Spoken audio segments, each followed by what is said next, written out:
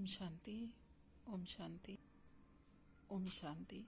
आज 7 नवंबर 2024 की बाबा की साकार वाणी है। बाबा कहते हैं, मीठे बच्चे शिव बाबा आया है तुम्हारे सब भंडारे भरपूर करने। कहा जाता है भंडारा भरपूर कालकंटक दूर। आज का प्रश्न है, ज्ञानवान बच्चों की बुद्धि में किस एक बात का निश्चय पक्का होगा। उत्तर में बाबा कहते हैं, उन्हें दृढ़ निश्चय होगा कि हमारा जो पार्ट है वह कभी घिसता मिटता नहीं है। मुझ आत्मा में 84 जन्मों का अविनाशी पार्ट नोंधा हुआ है। यही बुद्धि में ज्ञान है तो ज्ञानवान है, नहीं तो सारा ज्ञान बुद्धि से उड़ जाता है। बाबा कहते हैं, ज्ञानवान बच्चों की बुद्धि में किस एक बात का निश्चय पक्का होता है। बाबा कहते हैं, हमारा जो पार्ट है वह कभी घिसता मिटता नहीं, अर्थात कल्प कल्प हमने यही पार्ट बजाया है। इस सृष्टि रंगमंच पर हमने कल्प कल्प यही पार्ट बजाया है, तो यह कभी घिसता मिटता नहीं है। बाबा कहते हैं, ऐसे बच्चों को निश्चय होता है कि मुझ आत्मा में 84 जन्मों का विनाशी पार्ट नोंधा हुआ है। जब हम ज्ञान में आ जाते हैं तो यह बात हमें निश्चय हो जाता है कि 84 जन्मों का पार्ट मुझ आत्मा में नोंधा हुआ है। वो 84 जन्म में मुझे ये ही पार्ट निभाना है। मैं ही सतो प्रधान बनती हूँ, फिर मैं ही तमो प्रधान बनती हूँ। मैं ही आत्मा, शरीर रूपी वस्त्र बस बदलता है, आत्मा वही है। तो बाबा कहते, यही बुद्धि में ज्ञान है तो ही हम ज्ञानवान हैं। अगर ये ज्ञान हमारी बुद्धि में नहीं रहता है, किसी भी बात में क्या क्यों में फंसते हैं, तो बाबा कहते हैं तब सारा ज्ञान बुद्धि से उड़ जाता है, अगर इस बात में हमारा निश्चय नहीं है तो। ओम शांति। बाप आकर रूहानी बच्चों प्रति क्या कहते हैं, क्या सेवा करते हैं। इस समय बाप यह रूहानी पढ़ाई पढ़ाने की सेवा करते हैं, यह भी तुम जानते हो। बाप का भी पार्ट है, टीचर का भी पार्ट है और गुरु का भी पार्ट है। तीनों पार्ट बाबा अच्छे से बजा रहे हैं। तुम जानते हो वह बाप भी है तो सदगति करने वाला सदगुरु भी है, और सब के लिए है। बाबा किसी एक के लिए स्पेशल नहीं है, बल्कि बाबा सब के लिए हैं। सब ब्राह्मण बच्चों के पिता हैं, सबके पिता हैं, भक्ति मार्ग वालों के भी पिता हैं, लेकिन वह लोग जानते नहीं हैं। उन्होंने बाप को पहचाना नहीं है, लेकिन हम जान गए हैं। तो बाबा हमें पिता के रूप में भी डायरेक्शन देते हैं, टीचर के रूप में भी बाबा का पार्ट है, तो सतगुरु के रूप में भी पार्ट है। और जैसे जैसे बाबा डायरेक्शन देते हैं उसी अनुसार हम चलते हैं। तो बाबा कहते हैं, तीनों पार्ट बाबा अच्छे से बजा रहे हैं। तुम जानते हो वह बाप भी है तो सदगति देने वाला गुरु भी है, और सबके लिए है। छोटे बड़े बूढ़े जवान सबके लिए एक ही है। सुप्रीम बाप सुप्रीम टीचर है। बेहद की शिक्षा बाबा देते हैं। तुम कॉन्फ्रेंस में भी समझा सकते हो कि हम सबकी बायोग्राफी को जानते हैं। परम पिता परमात्मा शिव बाबा की जीवन कहानी को भी हम जानते हैं। नंबरवार सब बुद्धि में याद होना चाहिए। जो बाबा के बच्चे जैसे जैसे ज्ञान को समझते हैं उन सबको यह याद रहना चाहिए। सारा विराट रूप जरूर बुद्धि में रहता होगा। हम अभी ब्राह्मण बने हैं, फिर देवता बनेंगे, फिर क्षत्रिय, फिर वैश्य, शूद्र बनेंगे। तो बाबा कहते हैं, यह तो बच्चों को याद है ना, शिवाय तुम बच्चों के और किसको यह बातें याद नहीं होंगी। उत्थान और पतन का सारा राज बुद्धि में रहे। हम उत्थान में थे, फिर पतन में आए, अब बीच में हैं। हम उत्थान में थे जब हम सतयुग में थे, हम चढ़ती कला में थे, फिर हम पतन में जब आते हैं तो द्वापर से उतरती कला में आते हैं। अब हम बीच में, अब हम फिर चढ़ती कला में हैं। अब हम ज्ञान को पाकर फिर देवी देवता बनेंगे। तो बाबा कहते अब हम बीच में हैं, थोड़े हम पतन में भी थे, थोड़े हम उत्थान में भी। अब लेकिन जो जैसा पुरुषार्थ कर रहे हैं उस अनुसार उनका उत्थान हो रहा है, वह ऊपर जा रहे हैं, चढ़ती कला में जा रहे हैं। तो बाबा कहते हैं शूद्र भी नहीं है, पूरे ब्राह्मण भी नहीं बने, जो बीच में है तो बाबा कहते हैं वह शूद्र भी नहीं है, उनमें कलयुगी संस्कार भी नहीं है, तो पूरी तरह से ब्राह्मणों के संस्कार भी नहीं है। ऐसे बच्चों को बाबा कहते हैं कि वह बीच में है। अगर अभी पक्के ब्राह्मण हो तो फिर शूद्रपने की एक्ट ना हो। अगर हम पक्के ब्राह्मण बन जाएंगे तो हमारे सारे कलयुगी संस्कार समाप्त हो जाएंगे, ऐसी कोई भी हमारी एक्टिविटी नहीं होगी शूद्रपने की। ब्राह्मणों में भी फिर शूद्रपना आ जाता है, यह भी तुम जानते हो। कब से पाप शुरू किए हैं, जब से काम चिता पर चढ़े हो, तो तुम्हारी बुद्धि में सारा चक्र है। ऊपर में है परमपिता परमात्मा बाप, फिर हो तुम आत्माएं। यह बातें तुम बच्चों की बुद्धि में जरूर याद रहनी चाहिए। अभी हम ब्राह्मण हैं, देवता बन रहे हैं, फिर हम वैश्य बनेंगे, फिर शूद्र डिनाइस्टी में हम ही ब्राह्मण बाबा के बच्चे आएंगे। यह सारा नूंधा हुआ है हमारा पार्ट। तो बाबा कहते हैं बाप आकर के हमको शूद्र से ब्राह्मण बनाते हैं, फिर हम ब्राह्मण से देवता बन जाएंगे। ब्राह्मण बन कर्मातीत अवस्था को प्राप्त कर फिर वापस जाएंगे। तुम बाप को भी जानते हो, बाजोली का 84 का चक्र भी तुम जानते हो। बाजोली तो है ना, ऊपर से फिर वही चक्र फिरता रहता है। तो बाबा कहते हैं इस 84 के चक्र को तुम जानते हो, बाजोली के तरह ही तुम्हारा चक्र भी चल रहा है। बाजोली से तुमको बहुत इजी कर समझाते हैं, तुमको बहुत हल्का बनाते हैं, ताकि अपने को बिंदी समझ और झट भागेंगे। अपने को जब हमें निश्चय हो जाएगा, आत्मिक स्वरूप में देखेंगे, तो बस बाबा के पास झट भागेंगे, बाबा को या बाबा की याद में रहेंगे, सदा उनको याद करते रहेंगे। स्टूडेंट क्लास में बैठे रहते हैं तो बुद्धि में स्टडी ही याद रहती है। जब हम क्लास में रहते हैं, मुरली सुनने सेंटर्स पे जाते हैं, तो बुद्धि में हमारी वही बस बाबा के ज्ञान की पॉइंट्स का चिंतन मनन चलता रहता है।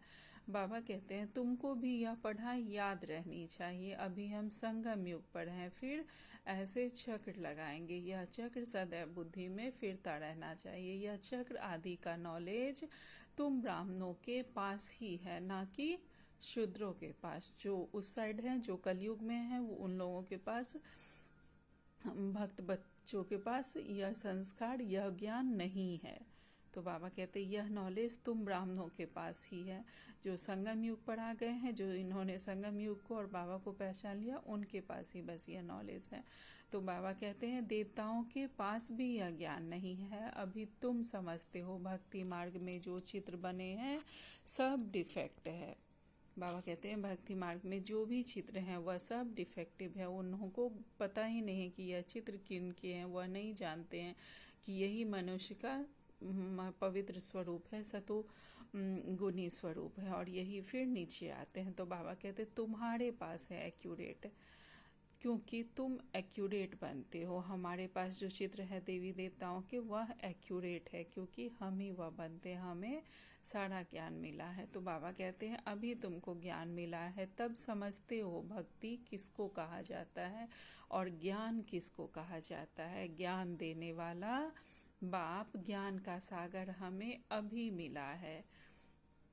हम बाबा कहते हैं स्कूल में पढ़ते हैं, एम ऑब्जेक्ट का मालूम तो पड़ता है ना। भक्ति मार्ग में तो अहम ऑब्जेक्ट होती नहीं। जब हम कहीं स्कूल में पढ़ते हैं तो हम जानते हैं ना कि डॉक्टर की पढ़ाई पढ़कर हम डॉक्टर बनेंगे, इंजीनियरिंग की करके इंजीनियर बनेंगे। तो बाबा कहते हैं भक्ति मार्ग में कोई अहम ऑब्जेक्ट नहीं है। तुम जो पढ़ रहे हो इसमें तुम्हें पता है कि तुम्हारा लक्ष्य क्या है, लेकिन भक्ति मार्ग में यह नहीं पता है कि उन्हें कहाँ जाना है, क्या करना है। तो बाबा कहते हैं यह थोड़े ही तुमको मालूम था कि हम ही ऊंच देवी देवता बनते हैं, हम ही ऊंच देवी देवता थे, फिर नीचे गिरते हैं। हम ही देवी देवता बनते हैं, फिर नीचे गिरते जाते हैं। अब जब ब्राह्मण बने हो तब पता पड़ा है ब्रह्मा कुमार कुमारियाँ जरूर आगे भी बने थे, पहले भी हम बने थे, प्रजापिता ब्रह्मा का नाम तो बाला है, प्रजापिता तो मनुष्य है ना। उनके इतने ढेर बच्चे हैं, जरूर एडॉप्टेड होंगे। कितने एडॉप्टेड हैं? आत्मा के रूप में तो सब भाई भाई हैं। अभी तुम्हारी बुद्धि कितनी दूर जाती है, तुम जानते हो। जैसे ऊपर में स्टार खड़े हैं, दूर से ही कितने छोटे दिखाई पड़ते हैं। बाबा कहते हैं अभी हमारी बुद्धि कितनी दूर तक जा रही है। बाबा ने कैसा हमें त्रिकालदर्शी बना दिया है। हम जानते हैं कि जैसे ऊपर में हम स्टार की तरह हम खड़े थे, दूर से कितने छोटे दिखाई पड़ते हैं। तुम भी बहुत छोटी सी आत्मा हो। अब हम जानते हैं कि जैसे स्टार होते हैं उसी तरह हम आत्माओं का भी स्वरूप है, हम भी छोटी ज्योति बिंदु हैं। तो बाबा कहते हैं तुम भी बहुत छोटी आत्मा हो। आत्मा कभी छोटी बड़ी नहीं होती है। हाँ, तुम्हारा मर्तबा बहुत ऊंच है। आत्मा का साइज कभी छोटा बड़ा नहीं होता है, बस पद पोजीशन छोटा बड़ा होता है, जो जैसा पुरुषार्थ करते हैं उस अनुसार। तो बाबा कहते हैं हाँ, तुम्हारा मर्तबा बहुत ऊंच है। उनको भी सूर्य देवता चंद्रमा देवता कहते हैं। सूर्य बाप, चंद्रमा माँ कहेंगे। बाकी आत्माएं सब हैं नक्षत्र सितारे। तो आत्माएं सब एक जैसी छोटी हैं। सूर्य पिता है और चंद्रमा माँ, ब्रह्मा बाबा माँ और सूर्य हमारे बाबा हैं। तो बाबा कहते बाकी सब आत्माएं हम सब नक्षत्र सितारे हैं। तो बाबा कहते हैं तो सब आत्माएं एक जैसी छोटी है, यहाँ आकर पाटधारी बनती है। देवताएं तो तुम ही बनते हो। हम बहुत पावरफुल बन रहे हैं। बाप को याद करने से हम सतो प्रधान देवता बन जाएंगे। नंबरवार थोड़ा थोड़ा फर्क तो रहता है। कोई आत्मा पवित्र बन सतो प्रधान देवता बन जाती है, कोई आत्मा पूरा पवित्र नहीं बनती है, ज्ञान को जरा भी नहीं जानती है। बाप ने समझाया है, बाप का परिचय तो जरूर सबको मिलना चाहिए। पिछाड़ी में बाप को तो जान जाएंगे ना। विनाश के समय सभी को पता पड़ता है कि भगवान आया हुआ है, बाप आया हुआ है। विनाश के समय सबको पता चलेगा कि भगवान आया, उसने हमें पुकारा, लेकिन हमने उन्हें पहचाना नहीं। लेकिन विनाश के समय सबको क्लियर हो जाएगा। तो बाबा कहते हैं अभी भी कोई कोई कहते हैं भगवान जरूर कहाँ आया हुआ है, परंतु पता नहीं पड़ता। जो आध्यात्म में बहुत ज़्यादा रहते हैं, जो पूजा पाठ भक्ति भी बहुत ज़्यादा करते हैं, तो बाबा कहते हैं कि उन लोगों को लगता है कि भगवान जरूर आया हुआ है, लेकिन पता नहीं पड़ता है। और काफ़ी सारा एक्सपीरियंस सब सुन रहे हैं कि जैसे साधु सन्यासी लोग भी बोल रहे हैं कि हाँ, भगवान अगर कहीं आया है तो यहीं आया हुआ है, उन्होंने पहचाना है। वो लोग फिर यहाँ से ब्रह्मा कुमारी से बहुत इम्प्रेस हो रहे हैं। वो लोग मान रहे हैं हमारे ज्ञान को। काफ़ी साधु सन्यासियों का ऐसा वीडियो देखेंगे हम लोग। तो बाबा कहते हैं अभी भी कोई कोई कहते हैं भगवान जरूर कहाँ आया हुआ है, परंतु पता नहीं पड़ता।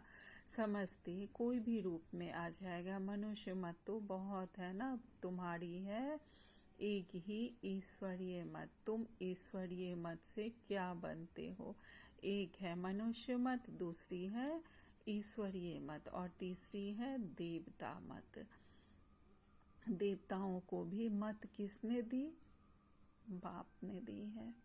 बाप की श्रीमत है ही श्रेष्ठ बनाने की।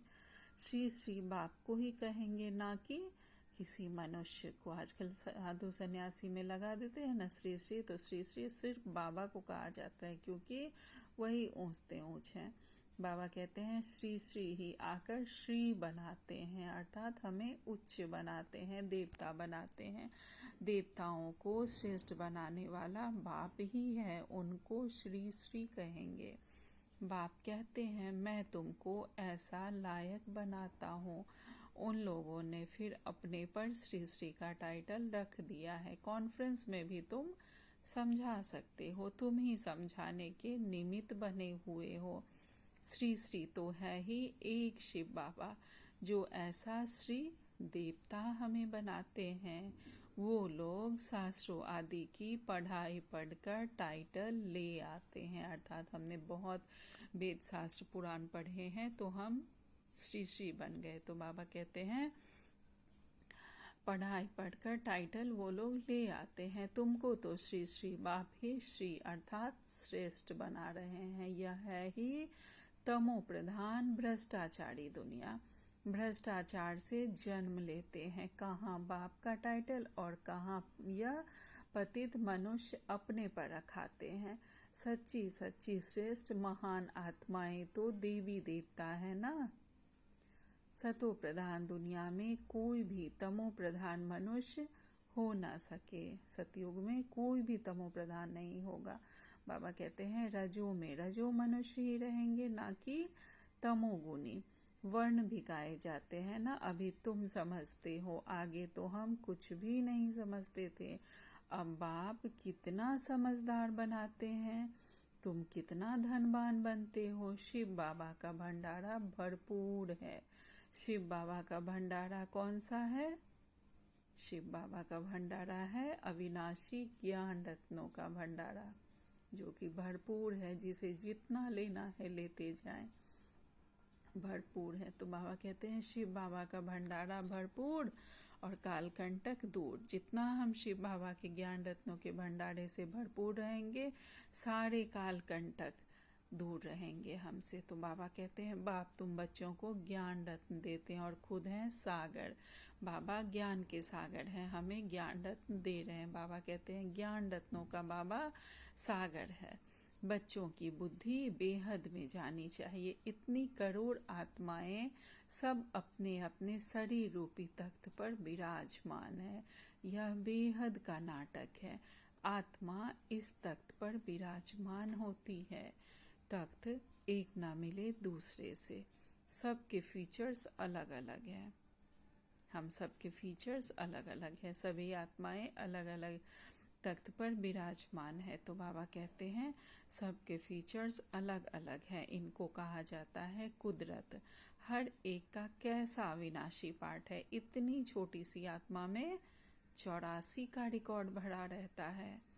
अति सूक्ष्म है, इससे सूक्ष्म वंडर कोई हो नहीं सकता। इतनी छोटी आत्मा में इतना सारा 84 जन्मों का पार्ट नोंदा हुआ है, जो यहाँ ही बजाती है। सूक्ष्म बतन में तो कोई पार्ट बजाती नहीं है। बाप कितना अच्छी रीति समझाते हैं। बाप द्वारा तुम सब कुछ जान जाते हो, यही नॉलेज है। ऐसे नहीं कि सबके अंदर को जानने वाला है। बाबा कहते हैं ऐसे नहीं कि सबके अंदर को जानने वाला है, यह नॉलेज जानते हैं, जो नॉलेज तुम्हारे में भी इमर्ज हो रही है। बाबा द्वारा हम सब कुछ जान जाते हैं। बाबा जो ज्ञान हमें देते हैं तो इस नॉलेज को हम सब कुछ जान जाते हैं, हम क्या थे, क्या हैं और क्या बनने वाले हैं। यहाँ ही हम सारा पार्ट निभा रहे हैं। क्यों हम निभा रहे हैं, कोई भी हमारे रिलेटिव जो बने हैं वो क्यों हमारे साथ हैं, सारा बाबा ने बता दिया है। सारा ज्ञान हमारी बुद्धि में है। तो बाबा कहते हैं यह नॉलेज जानते हैं, जो नॉलेज तुम्हारे में इमर्ज हो रही है, वह बाबा ही हमें यह नॉलेज दे रहे हैं। जिस नॉलेज से तुम इतना ऊंच पद पाते हो, सारे नॉलेज को जब हम समझ लेते हैं, उस अनुसार पुरुषार्थ करते हैं, अपने सारे हिसाब किताब जो 84 जन्मों का है वह हम क्लियर करते हैं। जो भी हिसाब किताब है बाबा से योग लगाकर योग अग्नि में भस्म करते हैं, प्योर बनते हैं अपने कर्मों को, और उस अनुसार हम उच्च पद पाते हैं जो जैसा पुरुषार्थ करते हैं। बाबा कहते हैं यह भी समझ रहती है ना, बाप है बीज रूप, उसमें झाड़ के आदि मध्य अंत की नॉलेज है। सबसे ऊंचते ऊंच है भगवान बाबा, हमारे शिव बाबा। तो बाबा कहते हैं मनुष्यों ने तो लाखों वर्ष आयु दे दी है तो ज्ञान आ ना सके। कल्प की आयु उन्होंने लाखों वर्ष दे दी है, तो उन्हें तो लगता है कि अभी कलयुग में बहुत समय पड़ा है, लेकिन वो लोग नहीं जाने हैं कि अब बस अंत का समय आ गया है। तो बाबा कहते हैं अभी तुमको संगम पर यह सारा ज्ञान मिल रहा है। बाप द्वारा तुम्हारे सारे चक्र को जान जाते हैं। बाबा कहते हैं बाप द्वारा तुम अपने सारे सृष्टि चक्र को जान जाते हो। इनके पहले तुम कुछ नहीं जानते थे, अभी तुम संगम पर हो। यह है तुम्हारा अंतिम जन्म। पुरुषार्थ करते करते फिर तुम पूरा ब्राह्मण बन जाएंगे, अभी नहीं हो। पुरुषार्थ जैसे करेंगे तब हम पूरे बनेंगे, अभी पक्के नहीं बने, अभी हमारे में बहुत कुछ कलयुगी संस्कार है। तो बाबा कहते हैं अभी नहीं हो, अभी तो अच्छे अच्छे बच्चे भी ब्राह्मण से फिर शूद्र बन जाते हैं। इसको कहा जाता है माया से हार खाना। हम प्योरिटी धारण करते हैं, खान पान रहन सहन हर चीज़ की हम करते हैं, ब्राह्मणों के संस्कार को अपनाते हैं, फिर हम माया के अट्रैक्शन में आ जाते हैं और फिर हम माया से हार खा लेते हैं। तो हमारा पुरुषार्थ भी ऊपर नीचे होते रहता है। बाबा कहते हैं इसको कहा जाता है माया से हार खाना, जब हम कलयुगी अट्रैक्शन में आ जाते हैं। बाबा कहते हैं बाबा की गोद से हार कर रावण की गोद में चले जाते हैं। कहाँ बाप की श्रेष्ठ बनने की गोद और कहाँ भ्रष्ट बनने की गोद। सेकेंड में जीवन मुक्ति और सेकेंड में पूरी दुर्दशा हो जाती है। जितना पढ़ाई है, जितना योग है, सारा एक सेकेंड में समाप्त हो जाता है। तो बाबा कहते हैं ब्राह्मण बच्चे अच्छी रीति जानते हैं कैसे दुर्दशा हो जाती है। आज बाप का बनते कल फिर माया के पंजे में आकर रावण के बन जाते हैं। फिर तुम बचाने की कोशिश करते हो तो कोई कोई बच भी जाते हैं, तुम देखते हो डूबते हैं, तो बचाने की कोशिश करते रहो। कितनी खिटखिट होती है। बाबा कहते कोई बच्चों को तो अगर रियलाइज़ हो जाता है तो फिर वह बचने की कोशिश करते हैं, या फिर कोई जो उनके साथ वाले होते हैं वो लोग भी कोशिश करते हैं कि नहीं ये गलत है, ये श्रीमत के खिलाफ है, ऐसे नहीं करना है। तो बाबा कहते हैं अगर तुम देख रहे हो कि कोई डूब रहा है तो हमें भी कोशिश करनी है, हमें भी सहारा देना है। तो बाबा कहते हैं कि तुम देखते हो डूबते हैं तो बचाने की कोशिश करते रहो। कितनी खिटखिट होती है, समझते नहीं रहते। जब वो माया का आता है, वार आता है तो समझते नहीं है, तो उसके लिए कितना फिर हमें माथा मारना पड़ता है। लेकिन फिर भी हमें प्रयास जरूर करना है। अगर बाबा के किसी बच्चे को देखे कि बहुत ज़्यादा दुनियावी बातों में जा रहा है तो हमें ज़रूर अलर्ट करना है उन्हें। और एक मुरली में बाबा ने कहा था कि अगर देखो साथ वाले बच्चों को कि उनका पुरुषार्थ बहुत अच्छा नहीं हो रहा है तो हम भी बाबा को बता सकते हैं, बाबा आपके उस बच्चे को आपकी ज़रूरत है, बाबा उसका हाथ पकड़ो, पुरुषार्थ बहुत अच्छा नहीं हो रहा है। तो इस तरह भी हम किसी का हाथ थाम सकते हैं। बाबा कहते हैं बाप बैठ बच्चों को समझाते हैं। यहाँ स्कूल में तुम पढ़ते हो ना, तुमको मालूम है हम कैसे यह चक्र लगाते हैं। तुम बच्चों को श्रीमत मिलती है कि ऐसे ऐसे करो। भगवानुवास तो जरूर है, उनकी श्रीमत हुई ना। मैं तुम बच्चों को अब शूद्र से देवता बनाने आया हूँ। बाबा कहते हैं यहाँ स्कूल में हम लोग पढ़ते हैं तो हम लोग जानते हैं कि कैसे चक्र लगाकर हम यहाँ तक पहुँचे हैं, बाबा के बच्चे बने हैं। बाबा से जो श्रीमत मिलती है उस अनुसार हमें कार्य करना है। तो बाबा से जो श्रीमत मिली है, कहते हैं यह सब भगवानुवाच है ना, भगवान ने हमें कहा है। बाबा ने हमें अमृत वेले से रात तक के लिए हर बात में श्रीमत दी है।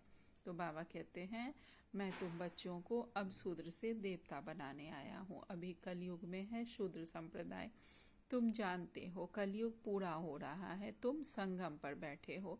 यह बाप द्वारा तुमको नॉलेज मिली है। शास्त्र जो भी बनाए हैं उन सब में है मनुष्य मत, ईश्वर तो शास्त्र बनाते नहीं।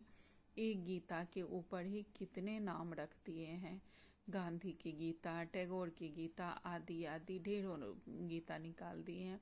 तो बाबा कहते हैं जो भी शास्त्र आदि है वह मनुष्य बनाते हैं, ना कि भगवान आकर बनाते हैं। तो बाबा कहते हैं ढेर नाम है ना, गीता को मनुष्य इतना क्यों पढ़ते हैं, समझते तो कुछ भी नहीं। अध्याय वही उठाकर अर्थ अपना अपना करते रहते हैं। गीता के बारे में कहा गया है ना कि अर्थ कोई भी बहुत अच्छे से नहीं समझ पाते, उसको जितना पढ़ते जाओ उतना अर्थ निकलते जाता है। बिल्कुल एक्यूरेटली अभी तक कहा जाता है गीता के बारे में कि कोई भी नहीं समझ पाया है, और उसका कारण क्या है वह अब हम बाबा के बच्चे जानते हैं, क्योंकि उसमें तो जो सबसे मेन है वही बदल दिया गया है। जो गीता बाबा ने, शिव बाबा की गीता है, तो उसमें कृष्ण का नाम डाल दिया है। बाबा कहते हैं अध्याय वही उठाकर अर्थ अपना अपना करते रहते। सबने अपने अपने ढंग से पढ़ा और जिसे जो अर्थ निकला उन्होंने अपना लिख दिया है, जितनी भी गीताएं हैं। तो बाबा कहते हैं अर्थ अपना अपना करते रहते हैं। वह तो सब मनुष्य के बनाए हुए हो गए ना। तुम कह सकते हो मनुष्य मत की बनाई हुई गीता पढ़ने से आज यह हाल हुआ है। गीता ही पहला नंबर शास्त्र है ना, वह है देवी देवता धर्म का शास्त्र। यह तुम्हारा ब्राह्मण कुल है, यह भी ब्राह्मण धर्म है ना। कितने धर्म हैं, जिसने जो धर्म रचा है उनका वह नाम चलता है। जैनी लोग महावीर कहते हैं, तुम बच्चे सब महावीर महावीरनिया हो। तुम्हारा मंदिर में यादगार है, राजयोग है ना। नीचे योग तपस्या में बैठे हैं, ऊपर रजाई का चित्र है। राजयोग का एक्यूरेट मंदिर है। फिर कोई ने क्या नाम रख दिया, कोई ने क्या। यादगार है, बिल्कुल एक्यूरेट, बुद्धि से काम ले ठीक बनाया है। जो मंदिर में चित्र है वह हमारा ही चित्र है, तो उन्होंने बुद्धि से काम लेकर काम किया है और बिल्कुल एक्यूरेट, बिल्कुल ठीक चित्र बनाया है। बाबा कहते हैं फिर जिसने जो नाम कहा वह रख दिया। यह मॉडल रूप में बनाया, स्वर्ग और राजयोग संगम युग का बनाया हुआ है। तुम आदि मध्य अंत को जानते हो, आदि को भी तुमने देखा है। आदि संगम युग को कहो या सतयुग को कहो, अर्थात संगम युग से ही देवता बनने की शुरुआत हो जाती है। तो आदि या तो संगम युग को कह सकते हैं या सतयुग को कह सकते हैं। बाबा कहते हैं संगम युग के सीन नीचे दिखाते हैं, फिर रजाई ऊपर में दिखाई है। तो सतयुग है आदि, फिर मध्य में है द्वापर, अंत में तुम देखते ही हो यह सब खत्म हो जाना है, पूरा यादगार बना हुआ है। देवी देवता ही फिर वाम मार्ग में जाते हैं। द्वापर में वाम मार्ग शुरू होता है। यादगार पूरा एक्यूरेट है। यादगार में बहुत मंदिर बनाए हैं, यहाँ ही सब निशानियाँ हैं, मंदिर भी यहाँ ही बनते हैं। देवी देवता भारतवासी ही राज्य करके गए हैं ना। फिर बाद में कितने मंदिर बनाते हैं, सिख लोग बहुत होंगे तो वह अपना मंदिर बना देंगे। मिलिट्री वाले भी अपना मंदिर बना देते हैं। भारतवासी अपने कृष्ण का व लक्ष्मी नारायण का मंदिर बनाएंगे। हनुमान गणेश का बनाएंगे। यह सारा सृष्टि का चक्र कैसे फिरता है, कैसे स्थापना विनाश पालना होती है, यह तुम ही जानते हो। इसको कहा जाता है अंधियारी रात। ब्रह्मा का दिन और रात गाई जाती है, क्योंकि ब्रह्मा ही चक्र में आते हैं। अभी तुम ब्राह्मण हो, फिर देवता बनेंगे। मुख्य तो ब्रह्मा हुआ ना। ब्रह्मा को रखे या विष्णु को रखे। ब्रह्मा है रात का, कलयुग की अंधेरी रात होती है तो ब्रह्मा आते हैं, और जब दिन होता है तो विष्णु आते हैं। वही ब्रह्मा फिर विष्णु बन के आते हैं। तो बाबा कहते हैं विष्णु है दिन का स्वरूप। तो बाबा कहते हैं वही रात से फिर दिन में आते हैं, दिन से फिर 84 जन्मों के बाद रात में आते हैं। कितना सहज समझानी है, यह भी पूरा याद नहीं रख सकते। पूरी रीति नहीं पढ़ते हैं तो नंबरवार पुरुषार्थ अनुसार पद पाते हैं। बाबा कितना इजी ज्ञान समझाते हैं, फिर भी क्यों नहीं हम समझते, क्यों नहीं याद रख सकते। क्योंकि पूरी रीति नहीं पढ़ते हैं तो फिर नंबरवार पुरुषार्थ अनुसार पद पाते हैं। जितना याद करेंगे सतो प्रधान बनेंगे। सतो प्रधान सो भारत, तमो प्रधान बच्चों में कितना ज्ञान है। यह नॉलेज सिमरन करनी है। यह ज्ञान है ही नई दुनिया के लिए, जो बेहद का बाप आकर देते हैं। सब मनुष्य बेहद के बाप को याद करते हैं। अंग्रेज लोग भी कहते हैं ओ गॉडफादर लिबरेटर। गाइड अर्थ तो तुम बच्चों की बुद्धि में है। गाइड कौन है हमारे, उसका अर्थ तो अब हम जान गए हैं। तो बाबा कहते हैं गॉड फादर लिबरेट करते हैं हमें। गाइड का अर्थ भी बच्चों की बुद्धि में है। बाप आकर के दुख की दुनिया आयरन एज से निकाल गोल्डन एज में ले जाते हैं। गोल्डन एज जरूर पास होकर गया है, तब तो याद करते हैं ना।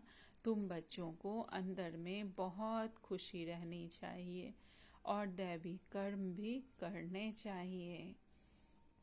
हमें कौन मिला है इसकी सदा हमें खुशी में उड़ते रहना चाहिए, सदा उमंग उत्साह में रहना चाहिए और सदा हमें दैवी कर्म ही करना चाहिए, क्योंकि अब हम ही देवता बनने वाले हैं। तो अब हमें अपने दैवी स्वरूप को धारण करना है।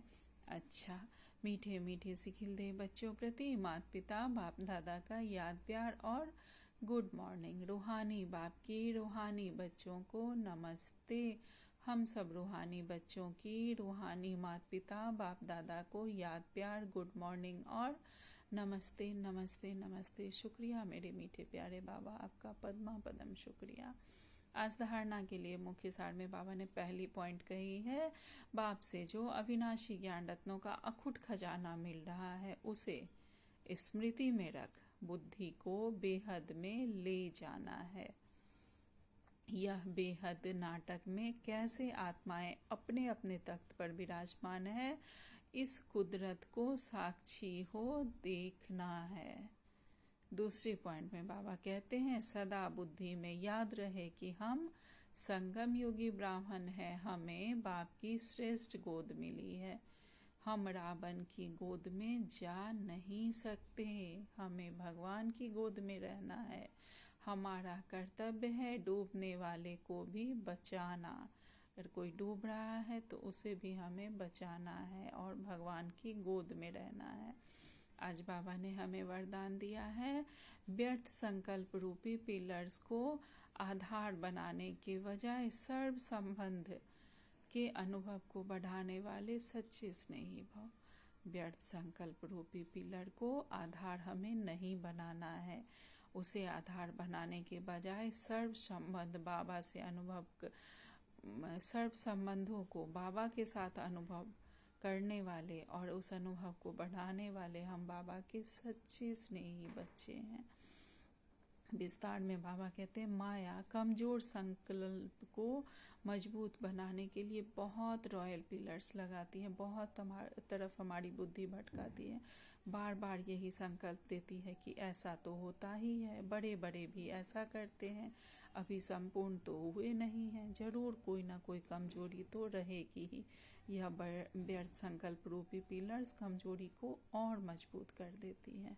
अब ऐसे पिलर्स को आधार लेने के बजाय सर्व संबंधों के अनुभव को बढ़ाओ, बाबा के साथ साकार रूप के साथ का अनुभव करते सच्चे स्नेही बनो। आज स्लोगन में बाबा कहते संतुष्टता सबसे बड़ा गुण है। जो सदा संतुष्ट रहते हैं वही प्रभु प्रिय, लोकप्रिय और स्वयं के प्रिय बनते हैं। अच्छा, ओम शांति, ओम शांति, ओम शांति। शुक्रिया बाबा।